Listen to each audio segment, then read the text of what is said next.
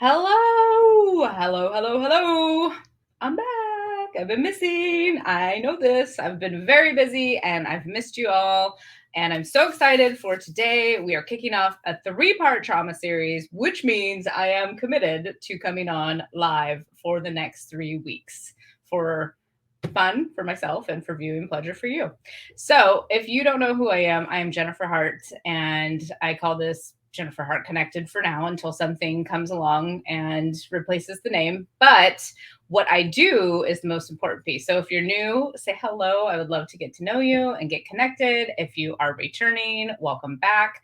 And I'm a connector. That's what I call myself. Basically, I just connect people who are wanting information, seeking change and growth, and I connect them to the information, the people, the events, and the resources that they need along their path. So for me, I started on my spiritual awakening probably about 12 years ago. I had no idea at the time, right? I just knew that changes were happening in my life. And I was like, what is going on? I'm just going to roll with it. And it was amazing. Now I look back and I can see what happened. So I'm here to guide people who are on their own journey and connect them with people who are on the journey as well, because not everybody is waking up at the same time or wanting that change and growth. And so it's a lot more fun and easy to be connected with people that are on the same path, that are experiencing the same thing. And right now, I think it's a mass thing, anyways, with all of the last couple of years that's happened. And so it's more important than ever, in my opinion. Anywho, let's talk about what we are going to get into today, which is trauma. And my throat starts to crack as we talk about this. So there's lots of stuff going on there for myself. This is something very present in my life and that I'm working through, have been working through for quite some time. And once you learn about the world of trauma and how it affects us, your world's going to change. You're going to be like, that's me, because it's something that pretty much probably affects almost every person in different ways and different levels. Anyways, I don't want to get too far into it. So today we are connecting with Yamarie Negron. I hope I said that right. I didn't even check with her. Oh, I got a thumbs up. She is a trauma support specialist trained by the Arizona Trauma Institute, a certified energy healing practitioner, and Canfield Success Principles trainer. She's freaking awesome too. She's my coach right now. Inspired by her own healing journey, Yamarie combines her experience as an empowerment coach and intuitive healer to help individuals spot the signs of hidden emotional trauma so that they can transcend their struggle and live more empowered lives. Yes, yes, yes to all of that. All right, let me bring her on. Hello. Hello. Oh, I forgot to say your business name. Her business name is Namaste in Slay, which I love it because it's like peace and yeah, that's what I think of. Yeah, there's a funny story behind that. I had no idea that this business was going to be what it was before I came up with that name, but it was very serendipitous. It all kind of aligned. Oh my gosh, well, let's start with that. Can we hear the story real quick? Yeah, so actually, Namaste and Slay literally started as an Instagram channel that was meant to be a cathartic tool for me. I was going through a really tough time. I myself was going through probably another, like a deeper round of spiritual awakening, similar to you. I probably was going through it for a while and didn't realize. And I just started using it as, I named the channel and started using it as a tool for working through going through a divorce, getting really sick out of nowhere, doctors not being able to figure out what the heck was wrong with me, and just going through really turbulent times. And I was just like, you know what? I know there's other people out there going through what I'm going through. Let me create a channel that not only helps me, but also helps others. But I wasn't even that spiritual at the time. So I had no idea what Namaste meant. I was like on the subway. I lived in New York City at the time. I was on the subway on my way home. And I was thinking for like a cool name for this Instagram channel. And I was like, oh, Namaste and Slay. That seems pretty cool. And like the rest is history. And like now, when I tell people, I'm like, oh, that makes a lot of sense. Namaste, we all know means like it means a variety of things, but it can mean the goddess in me sees the goddess in you, spirit in me sees the spirit in you.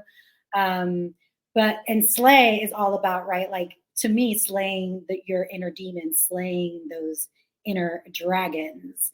Exactly. So I feel like it's so fitting for what I do, but I had no idea that was going to become this. I freaking love it.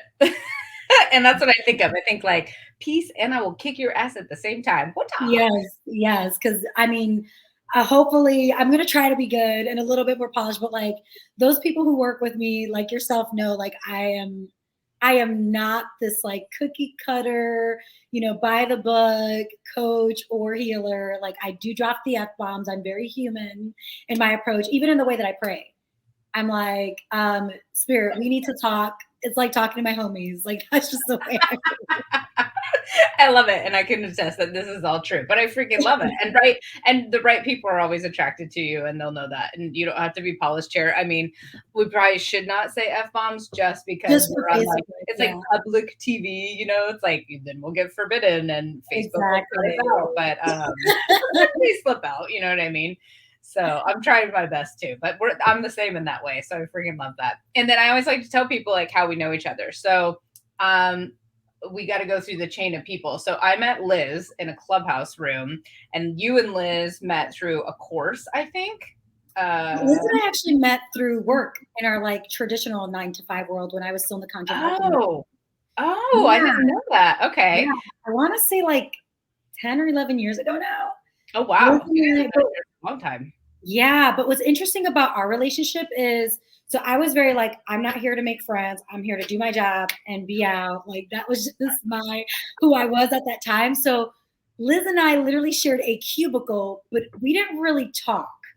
And then we became friends really after the fact. And we called each other birthday friends because we are both Aquariuses, both the same week. And we would always link up around our birthday once a year. It was like our annual thing randomly.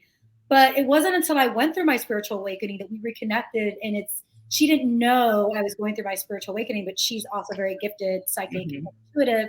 So she reached out to me and she was like, hey, this is going to sound really weird, but inserts laundry list of things that I was going through. And I was like, girl, not weird at all. Let's talk. And that's kind of how we rekindled again. I love it. And so then I met Liz probably 2 years ago now in a clubhouse room. And all I keep hearing is about Yamarie this.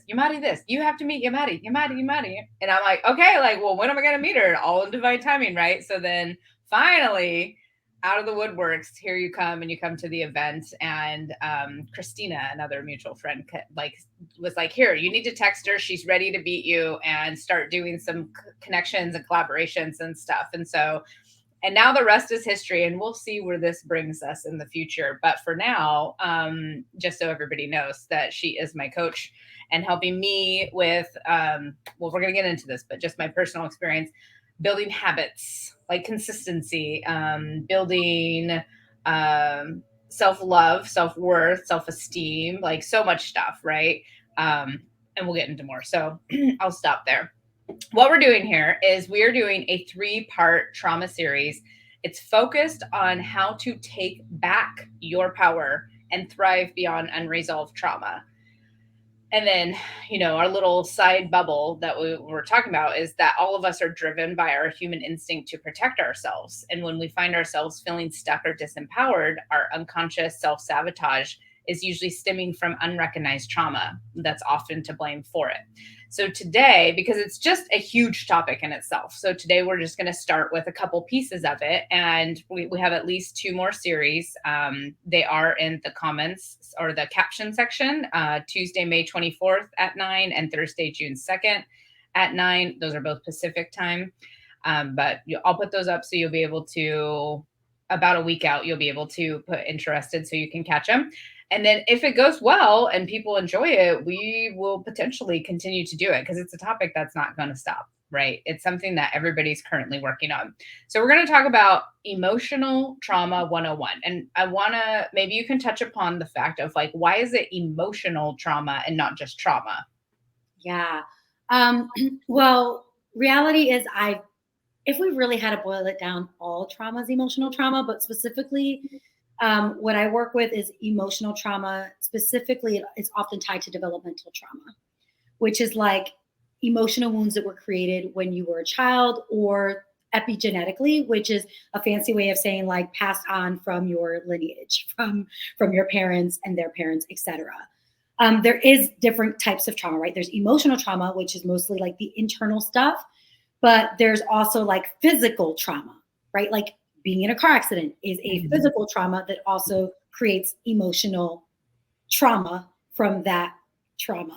Sorry, I'm like, I feel like I'm using this a lot, but like, hopefully that simplifies it. So there's different types of trauma. Like a lot of people don't recognize, for example, COVID is a trauma.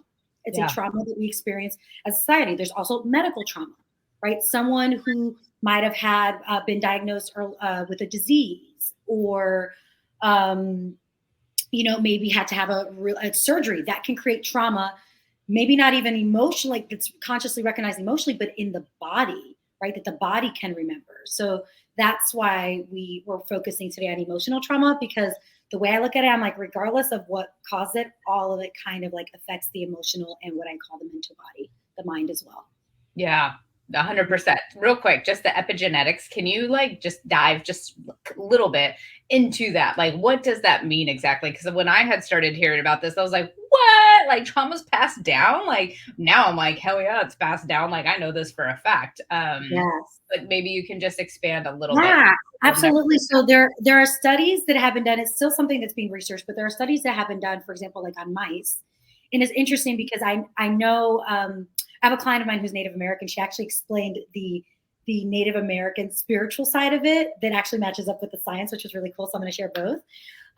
But scientific studies have been done that show that if, for example, a mouse experiences a traumatic event, it is passed down up to 3 generations later. So PTSD, depression, all those things, whatever symptoms that mouse experienced, their children can experience up to 3 generations later, despite the fact that they never went through it. Right. Yeah. And that's kind of like how epigenetic works. Native Americans say it's up to 7 generations later. Right. So reality is trauma does change us on a physiological level. It changes our cells. It changes DNA. We know that. And it can also be passed down to your offspring and to your lineage once it impacts you. So that's what we mean by epigenetics. Okay, thank you. Yes, just because I mean I know what it is, but I always like to like simplify it down to like people. Like I think back to who I was when I first started this, and some of the things that I was coming across, I was like, whoa, this is crazy. Now it's not crazy to me. I'm like, this is real. But when you're first opening up, there's so much to learn and so many things that are happening that we have no idea of, right, in the metaphysical world. So, and there was it was a study I heard about, and it was related to essential oils or something. Like it was rats, and they put in a smell, and then every time the smell came, they would zap them. And then when the babies came, like the grandbabies, like generations later, they put that smell, they would run like they were going to get zapped. And I was like, that's freaking crazy, right? And there's lots of books on there about it as well. And I think studies are starting to come around, because I know a lot of people are like science, science, science. And I'm like, it's coming, doesn't mean that it's not there. Okay, good. It makes sense from an evolutionary standpoint, right? Like think about, if you go back to caveman times, why are we afraid of fire now, right? Like, how do we know that? Yeah. Like, it's just like, if we are to survive, everything we do on a primal level, as you mentioned earlier in the description, everything we do on a primal level is to self-preserve, to keep us alive. Yeah. So if, like the study that you were talking about, the essential oils and the mice being exposed, if they learned it is not safe when you are around this thing, then of course they're going to pass that off to their offspring through the genetic makeup, so that they know to stay away from that in order to be safe. There's also intergenerational trauma that's tied to that, but that can be less genetic, and that can be more like belief systems and stuff. It's passed on as well, right? Yeah. Unconsciously. Because I mean, we see this, I'm a woman of color, and we see this a lot, like culturally and generationally, based on what our parents and our lineage was exposed to, things that then get passed down. And those tend to be interconnected as well. Yeah, I've been having a lot of that coming up lately. So if you are watching, it is the full moon, which is always an energy in itself, and it's the eclipse, which is another energy.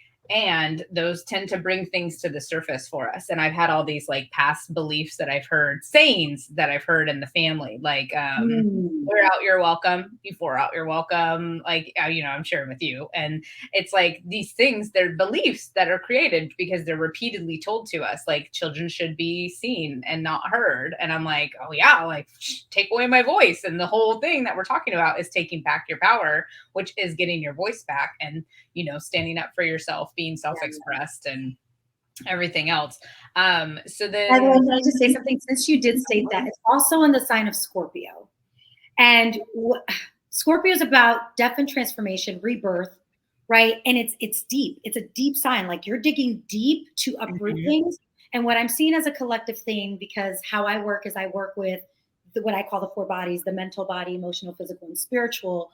What I'm seeing as a common theme right now, I actually just shared this with the members of my private group, that this is all about purging deep generational traumas. So it's just so serendipitous how it's all coming together, because I don't even think we intentionally looked at that when we were planning this live. No, we didn't, but everything's divine. And that's probably why we were guided to do it and start it now. And we can see that now, but sometimes we're just doing things and we don't even realize it. But there's a grander plan behind it. And we're just the vessels of, I know that I'm a channel of communication. Like I said, I'm a connector. And so I'm here to have you on so that you can talk to people and educate them on your expertise. And if someone leaves with one aha, like, oh, that's why that's happening to me, like, then I did my job, you know? And I mean, it could go as far as like just one little ripple effect can create a huge impact on the world. And that's what I freaking love about it. When people text me and they go like, oh my gosh, that person you had on, I really resonated. And, you know, now I'm doing a reading with them or hiring them as a coach or something. And then they're like, and I changed my life and I found my husband. And I'm like, oh my God, like one thing is so amazing. So that's what warms my heart and fulfills me. Okay, back to trauma. So why you and I are working together is because that I know that I personally have things that are subconscious, self-sabotage, and that are holding me back from truly maximizing my potential. And I know that I'm going to get there. I know in my heart of hearts, and that it's going to happen at some point. It's like one thing that there hasn't been a day that I'm like, I should just quit this dream of what I see for myself and see for the world. But I know that I have to continue to look and release and dig deeper. So is there anything else that, like, we talked about kind of what people think trauma is and what it really is, but maybe let's dig a little bit more deeper into that. Yeah, I think we should probably define it a little bit more clearly. So, a lot of people hear the word trauma, and I feel like we're almost a little bit adverse to that word as well. Like, Yeah. and culturally, you can be too. Like, I know culturally growing up, you only went to therapists, and if you were broken, right? So I got sent to therapy because I was being a bad kid and I was broken, or yeah, because it wasn't my mom, it wasn't the family, it was me. I was the problem. Or if you were crazy. That's what I learned growing up, right? So I think when people hear trauma, they can be a little bit adverse to that word, and be like, trauma, no, I don't have that. I'm okay. And almost like look at it like a shameful thing. There's a lot of shame around trauma. But reality is, and also because people look at trauma through the lens of like what the media has shown us as trauma, right? Things that embody a lot of violence, or physical, sexual violence. But what they don't understand is trauma is how your body responds, how you internally, your body and your mind responds to what happens to you, not what happens to you. And that creates a misconception as well, because then people can kind of compare traumas. I see that a lot too. Like, especially when I work with couples or I'm working with someone who's a part of a couple. They're like, can you believe that this person was offended by this thing? And it's like, well, that's their trauma. You don't get to decide that your trauma is less or better than theirs, right? Right. And so just understanding that the trauma is anything that you experience that changes you on an emotional, mental, physical, or spiritual level. Yeah. And so when you look at it through that lens, it's like pretty much anything is effing trauma, which is even to what you were saying, where you're like, you have to dig deeper. I'm like, if people can just adopt this mindset that like, we come to this place called life school, that I like to call life school, for to heal and work through traumas. And it's just part of your life journey. We can look at it as something normal. I mean, statistically speaking, 70%, according to studies that have been done, 70% of people in the world have experienced at least one trauma. And I think it was like 30% have experienced 4 or more. Like, trauma is more normal than you realize. I've seen trauma with my clients created by an egg salad sandwich, and I'm not joking, in a cafeteria, right? And just like created wounding that was still affecting them as an adult in their business. I believe it. I've experienced it. Yeah. It was not my egg salad sandwich, but right. And I've also heard horror stories that I shouldn't have to repeat. Trauma created by worse, right? So I think that's very important for people to understand, is trauma is anything that changes you developmentally. Yes. I think that is really important because the misconception that I hear from people is like, oh, well, I didn't go to war, or I didn't have, a trauma that happened, like a car accident. And I'm like, but it doesn't have to be that big. Like you said, the egg salad sandwich, like one little thing, especially when you're underdeveloped as a kid and you're just learning all these things, that like someone turning down a picture you drew for them could create trauma in your life. Like, I'm not good enough. Like, I'm not, and I'm using my own little Mhm. examples. It wasn't a picture, but like creative things that I did, it really shut me off creatively because I was like, oh, like nobody wants to see my work. And then when I come up to present, like, my book, working on my book for Mhm. 2 years now, it's like because my body is like, like, don't show them your book, they're gonna hate it, like, but Yeah. it's because it's in my body. Like mind, I'm like, oh, I got it, but Yes. Which yeah. I love that you said that, because that's the other misconception around trauma is we have to remember it is a multisensory experience. How do we learn as humans? We learn through the five senses, right? And trauma is it's registered the same way. So when we experience a traumatic event, the amygdala, right? It goes to the amygdala. It also your brain starts processing trauma on a multisensory level. That's why the mice study with the essential oils makes sense. And I actually have a funny story to add to yours, which is I had started seeing someone. This is a while back. I had started seeing someone, and I was really attracted to him on multiple levels. But whenever he came too close, I wanted to repel him, and I didn't understand why. Tell And me this more. now doing the work that I do, I was just like, let me really dig here because I don't understand. Like, I find him attractive, intimacy is great, he's smart, like we have, but what is going on here? So I really did some digging, and one day it clicked. I had had a traumatic experience, not traumatic again in the normal way people would define trauma, but someone really wounded me in a Yeah. connection years earlier. They wore the same cologne. They Oh wore my the same god. cologne. I was just like, "Oh my god, he's reminding me of this individual."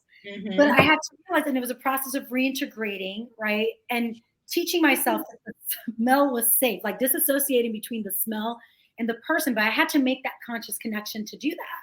Before I was able to do that, every time he got too close, I was like, I don't want him, even though that didn't make sense because physically I did want him and things were great. And I also was attracted to him mentally as well. So it was the most bizarre thing, but I was just like, aha, That's freaking sensory, that's smell. awesome. So what did you do? Let me ask you this. Did you have him switch colognes, or did you reprogram yourself I to did feel tell good? him about it, but we also didn't work out. He also told me that was my problem, which is why, but I was vulnerable and honest with him. I was just like, by the way, this like just reminds me of like someone in a bad experience I had, and he wasn't very receptive to it. But I told him, and I also worked through it, right? Like, I do believe we are co-creating in our relationships, and it's not that person's responsibility, but part of creating healthy, what I call containers, relationships to mirror containers, is being honest about what you're experiencing when you feel comfortable and ready to do that. Yeah. And why, so that you can build on more solid ground and build a solid foundation, but also owning your own crap. Like, it's not their fault that I went through something with this person. I've got to work on that, but I also did express what was going on. Yeah. So you were hitting it from both ends. You're working on it yourself, and then you just also communicated it to him, because that is important. And if you're going to have a relationship with someone, then that needs to be an open and safe space for Yeah. people. Yeah. And I see that I see a lot of traumas that come up into relationships. I'm sorry, my cat she has the Yeah. zoomies. I was just looking at my lighting here. I'm like, is my lighting? There we go. Lighting is good. I was just distracted because the cat's getting all crazy in the background here. She's never here, but apparently she has trauma because she only has 3 legs. And when I found her, one of her legs was like, "Rrrr," and so she had to get her leg chopped off because it was the best decision. And she's here for the trauma talk too. Um, okay, so I love that. And then let's talk about that, how trauma can go unrecognized. And we've gave some examples, but I'm a story example type of learner. And so I just assume that other people, that's the best way to learn too. Cause I hear the examples and I go, oh, that's how it manifests in my life. Tell me some more ways that it might be showing up for people. Yeah, so a lot of the ones that go unrecognized, I'm going to put them in three different categories. What I call spiritual trauma, which is also tied to belief systems and values. And I'll give some examples of that in a minute. The emotional ones often go unrecognized too, especially as adults. We can minimize what we experience as children because we're looking at it through the lens of adults, right? And I'll give some Mhm. examples of that. So emotional, spiritual, and then traumas that happen in the workplace often go unrecognized too, especially like if you work in states that like I feel like some states are worse than others. Like I'm from New York. There's I feel like the laws don't really favor employees in New York. They can fire you for whatever reason, like and things like that. So especially the ones in the workplace too, because like you're just supposed to work hard and like suck it up, right? And so I think Yeah. a lot of the ones in those three areas go unrecognized. The emotional traumas because sometimes feelings are minimized because they can't be Mm. seen. So you can see someone like you can see the impacts of physical abuse, but you can't see the impacts of something that wounded you on an emotional level that now manifests as emotional unavailability in connections, right? Or hyper independence or codependence, which I can define those for our audience if you need me to define them as well, right? Or a combination of both, right? Like I know I definitely toggled between anxious and avoidant before I started learning how to be secure attached, right? Yeah. So these are all some examples of emotional ones. Spiritual ones, which often go unrecognized as well, are things like the belief systems that were ingrained in us. That some of the ones that I could think of personally growing up were things like, things that created toxic shame, like you're gonna burn in hell if you have sex before marriage, and it is better to give than to receive. How many of us have heard that one? So a lot of what we would call like Catholic guilt, even if you're not Catholic, I'm sure, but a lot of those things are things that can create like it can change us on a spiritual level, right? Like who we think we're supposed to be and who we think we are.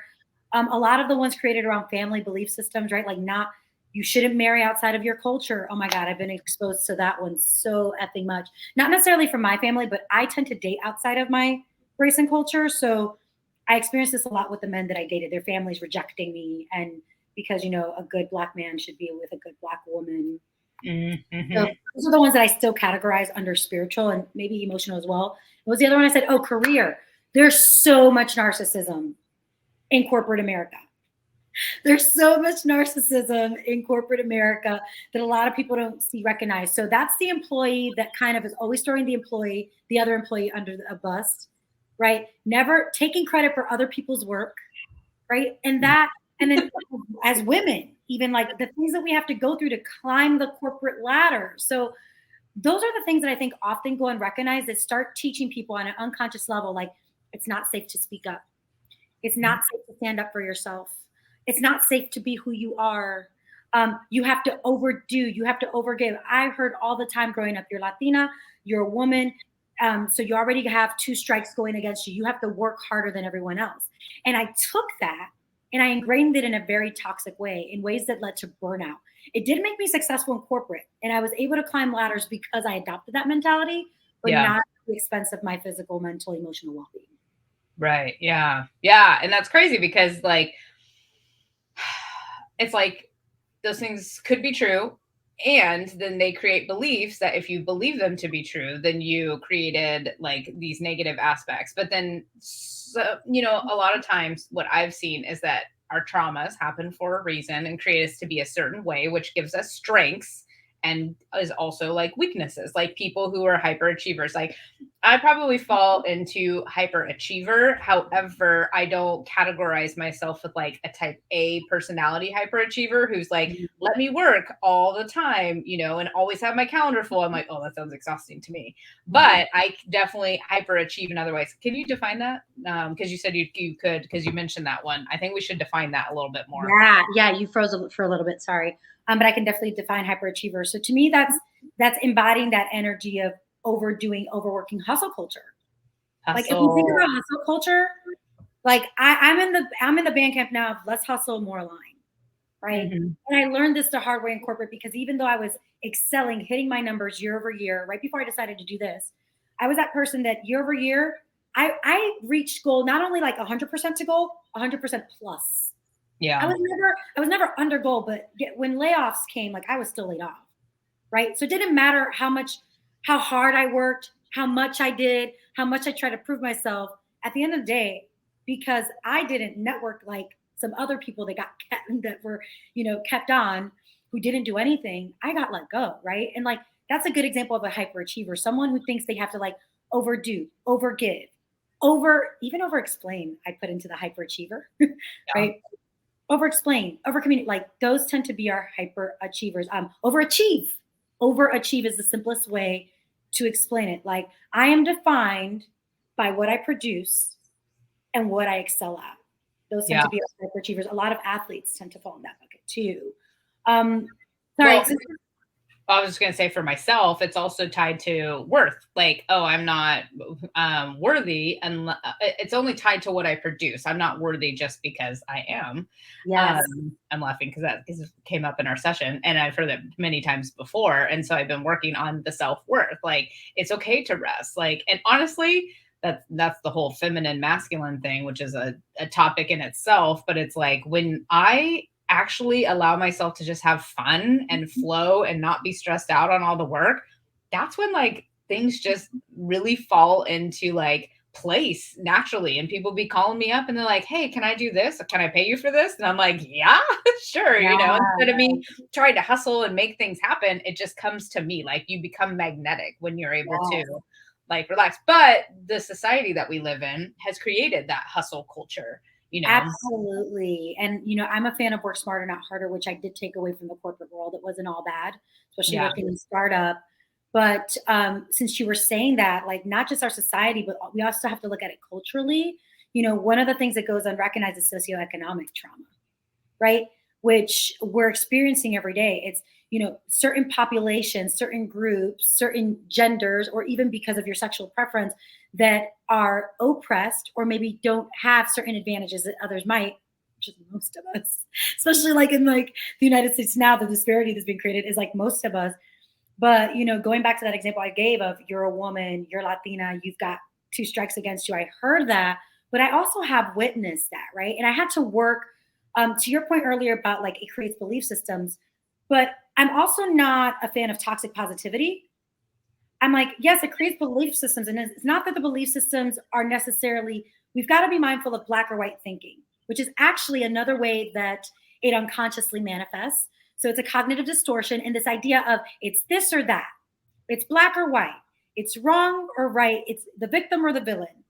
That's actually hidden unconscious trauma manifesting, right?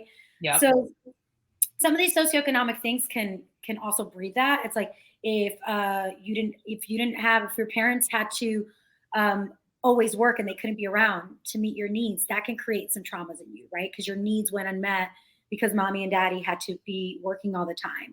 If they struggled to make ends meet, if they struggled to even put the essentials, the basics, provide you with the basics, clothing, food, shelter, that can create trauma as well. Unequal access to education. I remember if it wasn't for a mentor that stepped into my life, I wouldn't have gone to college. My life would have been completely different because my goal was I need to graduate high school to make more money to help mom because my mom was constantly struggling, single parent of 3, could not make ends meet. So I've been working since I was 15, helping raise children, helping raise my sisters, and helping pay bills since I was 15, right? Like the minute I could get a job. Younger than that. Like probably younger than that, you had already taken on that role. So like you missed out on some of your childhood, which is like, becoming a parent as a child. Since you just said that, let's talk about that as well. So parents who are other unrecognized trauma, parents who are emotionally unequipped, either because of socioeconomic reasons or other reasons, they have their own trauma. They're inequipped to deal with your emotions. They don't understand how to regulate themselves. So then they can't regulate you. Yes, I learned at a very early age that my mother's feelings and emotions were more important than mine. I learned at an early age how to become her psychologist, and like walk on eggshells to make sure that I didn't suffer the repercussions of her trauma. And I'm not trying to make her a bad guy. I love my mother and we've worked through a lot of these things and we're still actively working on this. But when I look at my family, my lineage, to be fair to her, and this might be going on in many of your situations too, my grandmother was forced to drop out of school in the 6th grade because she was one of the darker children living in Puerto Rico. Of many children, she was the woman. So she had my grandmother was so poor, she didn't have shoes. She would make them out of like cardboard boxes. She never had dogs. So like my grandmother now being forced to drop out of the 6th grade, raising my mother, so now you've got a child, someone at 6th grade level and view of the world, raising another human being that's now raising another human being. When we talk Yeah. about generational trauma, right? Like that's how I see it. I'm like, holy crap, no wonder. Like a kid was raising a kid. I had privileges thanks to, my mom's sacrifices, even though she wasn't perfect. Now have privileges, and I've been exposed to things thanks to the decisions she made that will help break cycles for the lineages that will go on. Sorry if I went on a tangent, but that are after me. So, anyways, I'm going I to think stop. it's good. It's good. And I think a lot of people can relate because if you are able to look down your family line, like I look at my grandparents and both of their parents, well, not both, my grandfather's parents died very young. And so he didn't have parents. He then got tossed around and he ended up with bad people. And a lot of my trauma comes from his line of the generation, like because it was a lot of struggle. And I think that they got moved from Germany to Russia and then Russia to here. And then his parents died. I mean, he was like less than 5 years old and both of them were gone. And then he ended up in all these places. He had younger siblings. And then my grandma, her dad died young and she was also in the church, the Mormon church. And like they wouldn't let her, I don't know, this is just I'm regurgitating what I have heard, that it wasn't okay for her mom to get remarried, so she struggled. And then there was tons of kids because back then it was like the thing to do is have tons of kids, and there's a lot of them. And so like all those traumas got passed down, and now if you don't look at them and explore them and be curious about them and try to work with them and heal them, then they just continue to get passed down. However, we are most likely, you can't say everybody because there are times that like it gets worse, but most likely everybody always does better than what they grew up with because they want and they see the things, not always. It's never 100% like the black and white thinking. So yeah, so I think it's really important to what you said. And it's like everybody got a little bit better each time. And now the people who are actually really diving into the work, we're going to change. We're like pattern disrupt is like done. We're done and we're going to do better for our next generations. And we're coming together. I call it tearing down the trauma tree. And I just wrote down because if you see me writing from time to time, I'm just like, I don't want to lose that thought. Well, that's our next topic. That's our next live. Awesome. So why am I the way I am is what I want to invite everyone to start thinking, because we now know we all have trauma. I don't care who you are, we all have trauma, right? Regardless of. Can you say that one more time? Why am I the way I am? And really, really digging into that, because as we stated earlier, it's multi-sensory. Trauma is passed down as beliefs. It is passed down genetically, which we just spoke about. It's passed down, certain emotions, right? It manifests in all these different ways. So just start looking at your life and going, if I am not where I want to be, is being the way I am serving me right now? And I'm not saying that you're wrong for who you are. It's just looking at, are there what we call in the trauma-informed world or in the psych world, maladaptive strategies? What are the strategies? Just start looking at all your strategies for living. What are the strategies that I put in? Do I overwork? Do I overgive? Do I people please? Do I have, what patterns do I have, right? Like some of the subtle ways, we were talking about subtle ways earlier. Some of the subtle ways are, which is self-sabotage. I know people, it's funny, I've worked with people that it's like, convenient that every time you're about to go on an interview, you do something the night before that sabotages the chances for that interview. You stay up too late, you go out drinking, whatever, something comes up, and it gets really convenient to start saying it's because of life. But if everybody starts looking at the universe or what's happening outside of them as this is a mirror for what's going on inside of me, and even if you don't believe in the woo, literally looking at it, how I'm responding, if we just look at it scientifically, how I respond, perception is reality, how I'm responding to what's happening outside of me is still mirroring something within me, then you can go down that route. Like, why am I responding this way to life? Why am I showing up the way I am?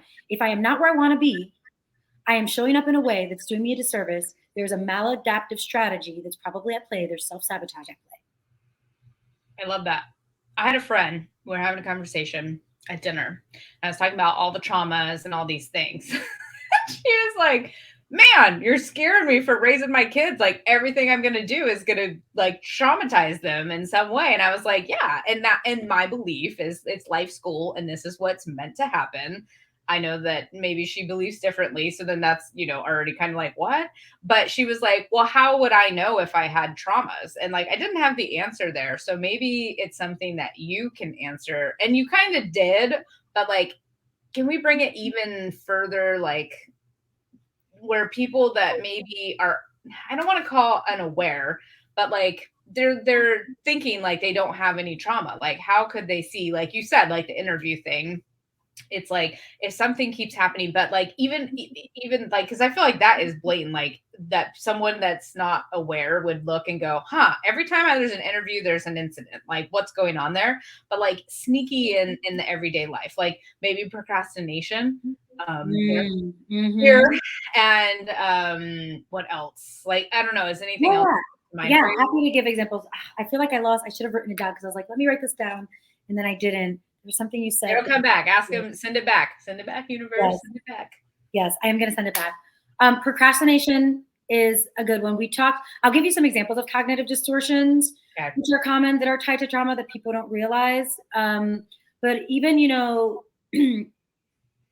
things like it's fortune telling is one of them. So, but what I mean by fortune telling is always assuming the worst is going to happen. Like, do you have one of those friends that's like, yeah, but if I do this, then this is going to happen, right? Avoidance tendencies is often a sign of trauma. Like we talked about emotional unavailability, which is avoidance in connections. But there's also other avoidance tendencies. Like I've worked with clients who will not try new things. And they won't try new things because they learned in childhood that trying new things was bad. In incidents like maybe they wanted to try new things, maybe, and like their parents never really encouraged it or never showed up. Like one actual client example of that I have is we discovered that the root cause was she wanted to be a part of a talent show and she was a part of it, and like her parents didn't really like support her around it. And then on top of that, her cousins would make fun of her whenever she wanted to try something new. So now anytime she wanted to try anything new, like, oh, this would be cool, I want to do this, she would never do it. So whenever you see a lot of avoidance tendencies, so think of it this way. This might be a more simple way to think of it. In order to self-preserve, we all have fight, flight, or freeze tendencies.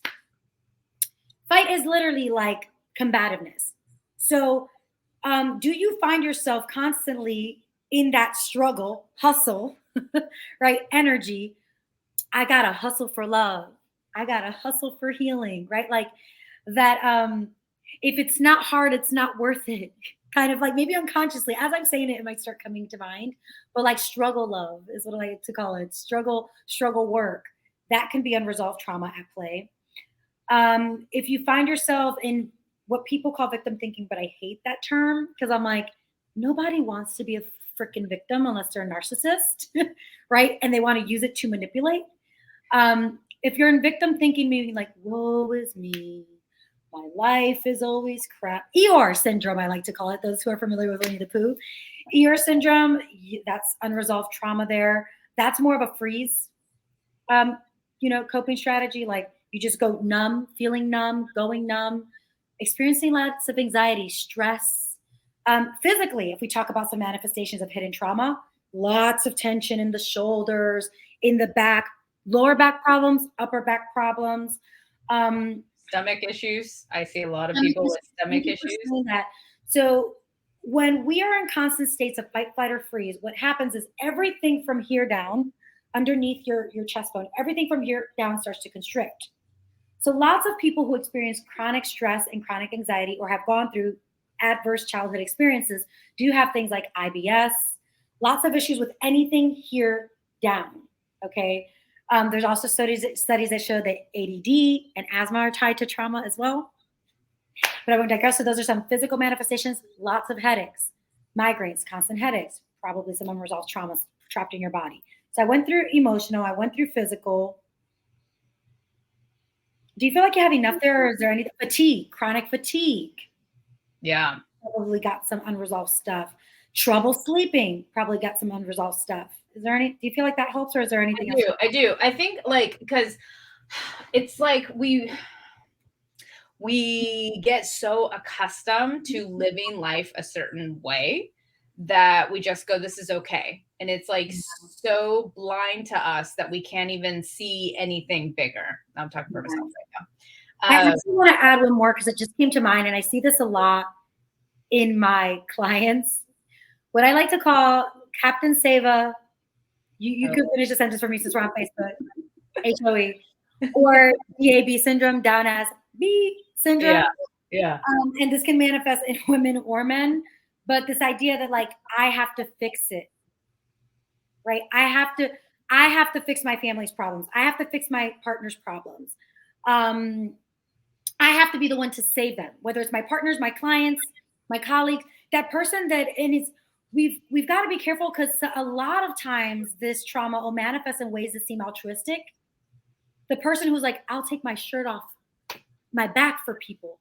I'll give you my last dollar. That's often stemming from trauma too. Because you learned at some point that it is your job to self-sacrifice for someone else. So that would be fawn. So I did mention fight, flight, or freeze, but that would be a fawning technique. Did I mention my fleeing techniques? Oh, fleeing would be, I think we did, avoidance. So avoiding confrontation.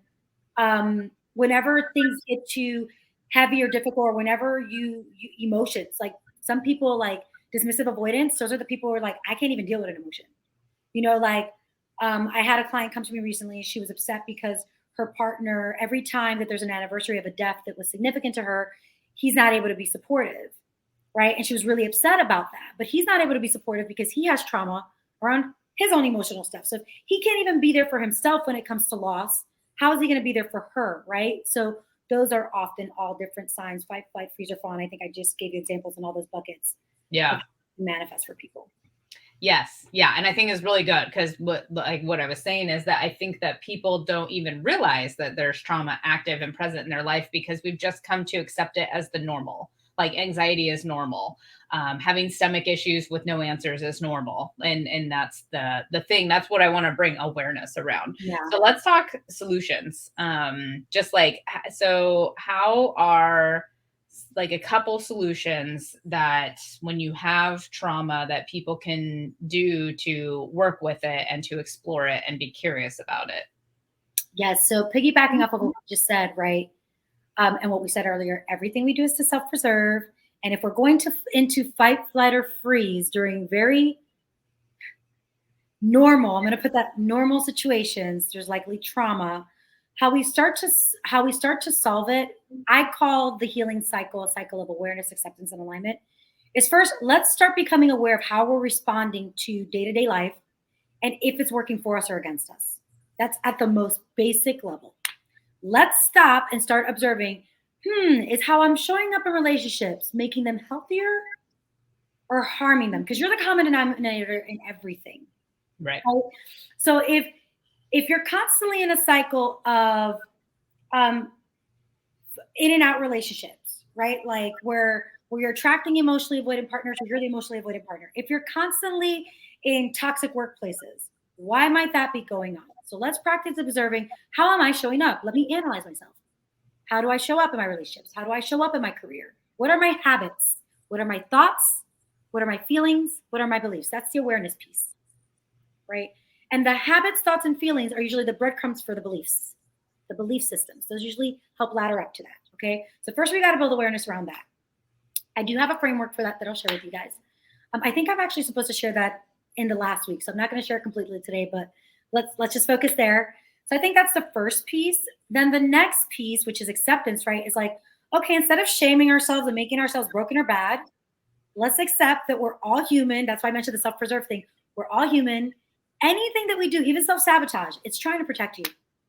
To your brain, it is a lion, tiger, or bear. That partner getting too close to you, lion, tiger, or bear. That's the new age lion, tiger, or bear, okay? Because we haven't evolved. Our brains actually haven't evolved much after we develop language. We still have very primal brains. So we're learning how to be more conscious, sentient beings, right? And so, yes, acknowledging, part of the acceptance is like, let me acknowledge that these are just trauma responses. I am not my trauma. I am not my feelings. I am not my beliefs. I am not my emotions. And I just got to learn how to work with these, which is part of what we're learning and working on together, right? It's like, how do I work with the trauma instead of like having it work against me? How do I make it my friend, right? And then the last piece is alignment, which is actually integrating that holistically. And we do have to do that. The alignment piece is the hardest piece because we have to work on the 4 bodies or the trauma never really goes away, right? We have to, for example, I'm even going through this right now myself and I can feel it. Oh, I did some energy work with someone yesterday. I can feel it in my heart chakra. It's killing me. But I do all this work, right? So I'm doing the conscious work. I'm doing the mindset work around it. So this is self-talk, right? This is all the tools. The alignment piece is all the tools that work for you. So it's doing the meditation adopting the new habits and integrating them slowly, doing the self-talk and the mindset work, and then also the spiritual healing if you're open to that. But you can also look at spirituality through the lens of spending more time with self and spending more time connecting to something bigger than yourself, regardless of denomination, regardless of religious beliefs. And as you work through all those layers of that cycle, you start to heal the trauma and the trauma loops if there's more than one trauma associated with what you're experiencing and manifesting in your life.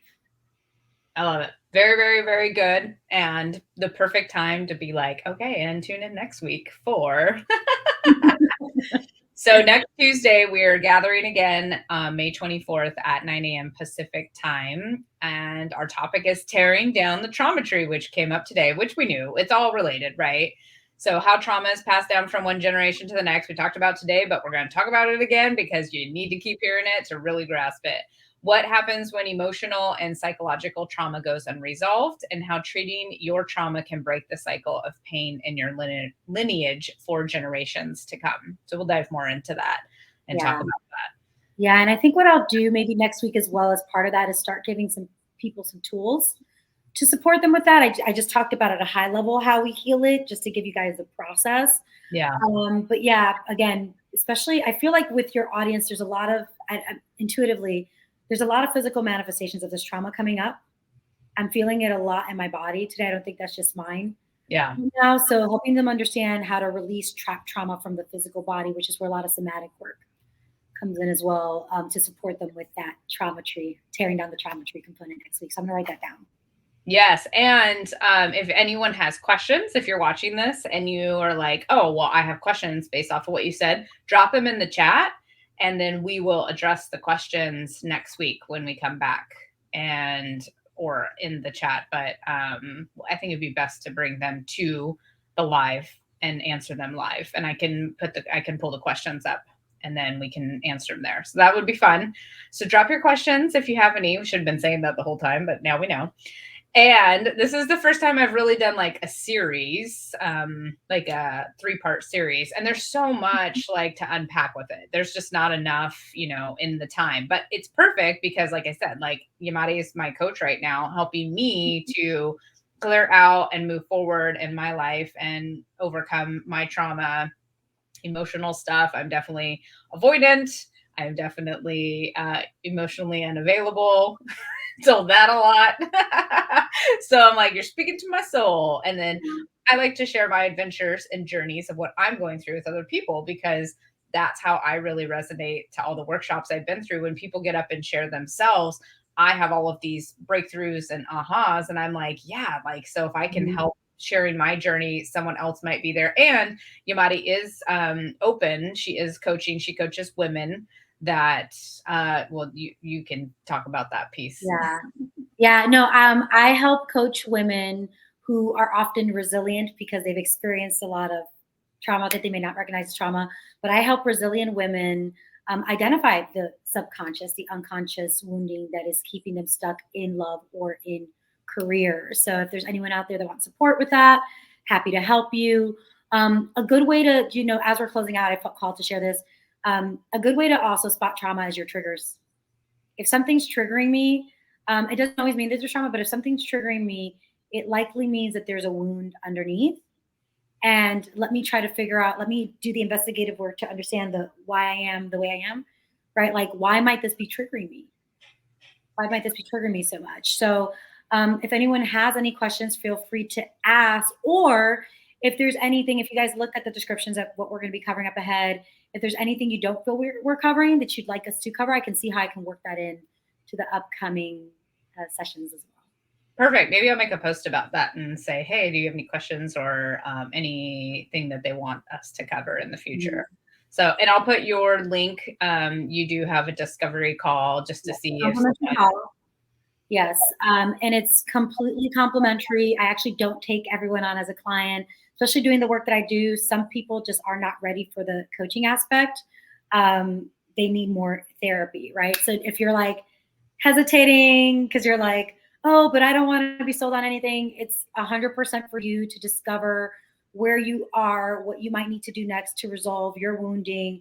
And then if you're a good fit, I will definitely ask permission to talk a little bit more about my services and how they might work for you. But there's no obligation to sign up for anything if you do decide that you want a complimentary call. I love that. And real quick, can you just talk about like how would someone know if it was right to work with you and move forward there versus like therapy is like the right route? Just curious. Yeah, I'm not sure if the person would know, to be honest, but how I often know through talking with them, it's a combination of mindset, skill set, and action set. So I do a lot of inquiring around like, okay, where's this person's mind at right now? If someone is deep into, I hate this word, but I'm going to use it for the sake of this because most people are used to the terminology now because of this positive psychology movement. If people are really deep in victim mindset, and I'm noticing that their nervous system is pretty dysregulated and they're in a state of freeze, like not really in a state of taking action, they're in a state of kind of like they're falling deep into a depression and numbing. I will often recommend, even if I take them on, if I decide that it would make sense to take them on, they have to do it while seeing a therapist. There has to be some approach. So often the people who are not a good fit for me are people who need some basic therapy before they can even start doing the coaching. Because the main difference between therapy and coaching, even though I use a lot of therapeutic like methods because of my trauma informed approach and my certification, is therapy, you're going to talk through it, right? You're going to talk and hash through the traumas. There's going to be it's really good for the awareness portion. But my work goes through every step in the cycle, and sometimes people aren't emotionally ready to get like, and that's okay to work, especially if you've gone through some traumatic shit, right? Like, I may not be ready to start accepting this sexual or physical trauma that I went through, right? Like, I may not be ready for that. I may need to just talk about it, talk about the fact that it even happened. So often, if someone's really stuck there, depending on the questions that I'm asking around, what mindset do they have? Have they done any work yet? Then they're not a good fit for me because I work with people who are already doing the work. They're reading the self-help books. They're doing that, they're doing a combination of things maybe, but they're stuck and it's not working with them versus like just starting out. So that's how I can tell the difference. There's one more thing. Oh, speaking to that though, the reason why talk therapy doesn't necessarily work for trauma, just want to throw that out there. I'm not against talk therapy. I have a therapist myself. Um, Remember that trauma we talked about it being multisensory, right? Your brain registers and your body registers it on a multisensory level. So we have to heal it the way it was created. And so talk therapy only covers one of that portion which is where a lot of people get stuck. It also doesn't give you the actionable tools that you're going to get in a coaching program. So that's how I know the difference is this person ready to take action and take responsibility for their healing? If not, therapy might be a better fit. Got it. Thank you. Perfect. Perfect. All right. Oh, and tomorrow, I almost forgot, we have a call to connect event at 10 a.m. to 11:30 a.m. And Yamarie is our featured healer. She's going to be doing an exercise, the somatic surrender. So people can, if they want to attend the event and they're free, message me and I will give you, if it's your first time, a code to complimentary tickets. And yeah, you can come try out the somatic surrender with us and lots of other good stuff too. So that's the basics of it. Yay. All right. Thank you so much for all of your time and amazing answers and information and knowledge. I appreciate it. I'm like, it's a lot of stuff to remember scientifically, and my brain just doesn't capture all of it. So I'm like, this is why I'm a connector. I just bring on the people who know the stuff, and I just know a little bit about a lot of things, and it works out perfectly. So I appreciate it. All right, everyone, have an amazing day, and we will see you next time, next week, Tuesday at 9 a.m. Pacific. Bye.